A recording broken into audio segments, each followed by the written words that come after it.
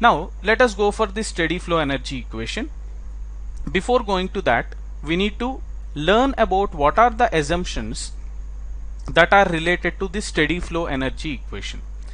See, the mass flow rate through the system remains constant. So wherever you consider in a particular system or in a particular pipe, the mass flow will always remain constant at any point. Then the second one is fluid is uniform in composition. So when you consider a fluid may be liquid or gas. So when you consider a liquid or gas, it will be uniform in composition throughout. This is the second assumption that we are considering.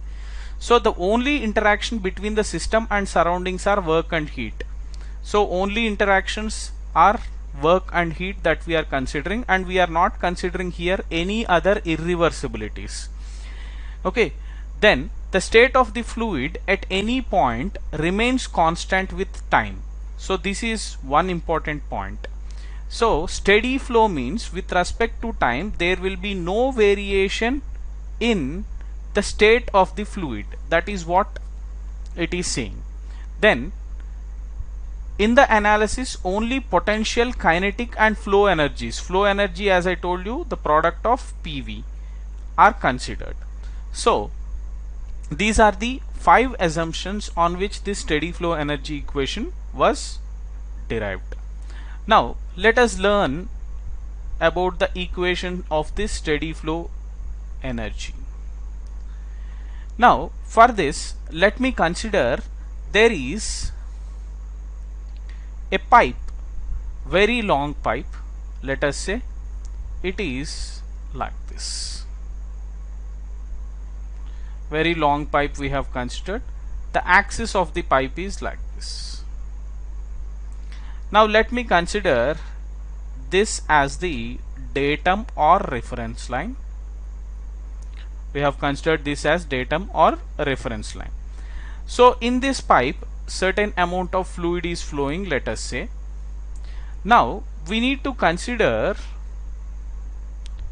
a control volume here in order to do the analysis. So for that, let me consider this is the control volume that we are considering, and this is section 1 at this point, and this is 2. Now this section 1 is at a height of Z1 from the datum, and section 2 is at a height of Z2 from the datum. Now let us consider the pressure at section 1 is P1, volume is V1, velocity is C1, and because of the temperature the internal energy is U1 here. Then the pressure at point 2 is P2, volume is V2, velocity C2, and internal energy at point 2 because of the temperature at that point is U2. So these are the things that we have considered. Now let me say that I am adding Q1 to 2 amount of heat during the process such that I am getting a work output of W1 to 2 during the process. Now according to our first law of thermodynamics, it said that heat and work are mutually convertible and total energy at any point should remain constant. So let us see what is the total energy here. So the total energy at inlet is the sum of potential energy mgz. See, H we are considering it as enthalpy, that's why instead of H I am taking Z here, mgz1 plus half mc1 square, this is the kinetic energy at the inlet, plus the internal energy U1 plus the product of pressure and volume P1 V1 plus the amount of heat supplied Q1 to 2. So this is the energy entering the system. So this will be equal to energy leaving the system mgz2 plus half mc2 square plus U2 plus P2 V2 plus the work done. See, we know that U plus PV is nothing but enthalpy H1 here, and here it is enthalpy H2.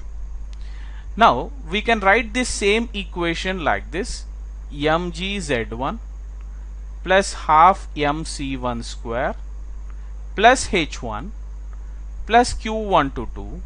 So this is equal to mgz2 plus half mc2 square plus h2 plus the amount of work done.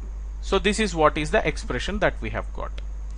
Now let me write this expression just as q122. So if you write this as q122, q122 is equal to mg into z2 minus z1 plus half m into c2 square minus c1 square plus h2 minus h1 plus the amount of work done. So this is the formula that we need to remember here. See, this formula is known to us all, but the major thing where students commit mistake is with the unit conversions here.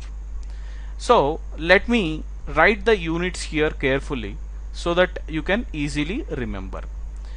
So here mass should be in terms of kg. Acceleration due to gravity g is in terms of meter per second square, the unit.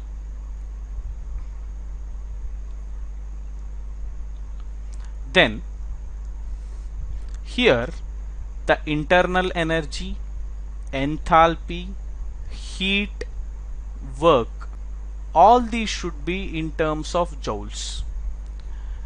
All these energy should be in terms of joules. Then velocity should be in terms of meter per second.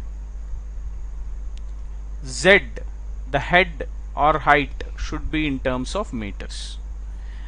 See, and pressure we need to take in terms of pascals. Pascal is nothing but Newton per meter square, that we know, and volume should be in terms of meter cube. So these are the units that we have to consider when we are writing the equation like this. Suppose if you want heat transferred or work done in terms of kilojoules, then this equation will differ. So how does that differ? I will write here. Q122, if you want in terms of kilojoules, then this will be mg into z2 minus z1 by 1000 you have to do in order to get this in terms of kilojoules, plus half m into c2 square minus c1 square by 1000. You have to divide this also by 1000, plus h2 minus h1. Here enthalpy should be considered in terms of kilojoules and work done. So this equation stands good when mass is in kgs, g is in meter per second square, velocity is in meter per second, z is in terms of meters. So when you have to write this equation, pressure should be taken in terms of kilopascals. Pressure should be taken in terms of kilopascals. Volume should be in terms of meter cube. Internal energy, enthalpy, Q and W, all these should be in terms of kilojoules. Then only this equation stands good. So try to be very much careful with the unit conversions here. See, if mass flow rate is given, mass flow rate means this will be in terms of kg per second. So how do we calculate this mass flow rate? So mass flow rate will be density into area into velocity, or density can be written as inverse of specific volume. So therefore area into velocity by specific volume. Now As in the assumptions, it was said that the mass flow rate at any point should remain constant. Mass flow rate is considered as area into velocity by specific volume at point 1. So this is equal to A2C2 by V2. So sometimes in the questions mass flow rate should be calculated. So when you are calculating mass flow rate, you need to use this particular expression. M dot is equal to area into velocity by specific volume. Now when mass flow rate is given in kg per second, then the same equation will have a little variation where you will get heat transferred and work done in terms of kilowatt if you take internal energy enthalpy in terms of kilojoules. So internal energy and enthalpy also should be taken in terms of kilojoule per second, because when you are multiplying with mass flow rate, then these will become kilojoule per second.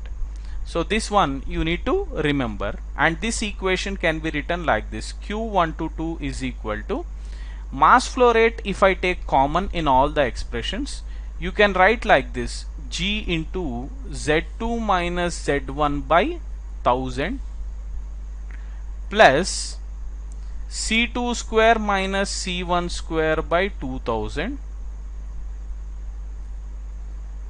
plus small h2 minus small h1.